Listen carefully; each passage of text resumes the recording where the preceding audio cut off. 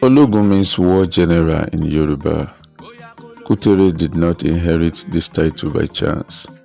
He earned it by force, discipline, and command.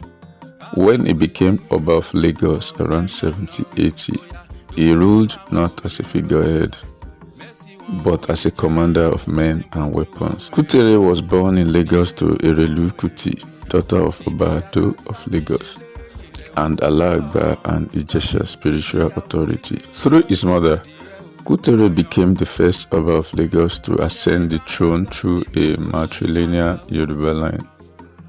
This single shift changed Lagos royalty forever. Lagos under Ologun Kutere became a military power. He commanded a fearsome fleet of war canoes, controlling the lagoons and coastal routes. Towns that resisted Lagos felt his force, including Badagry, which suffered repeated attacks.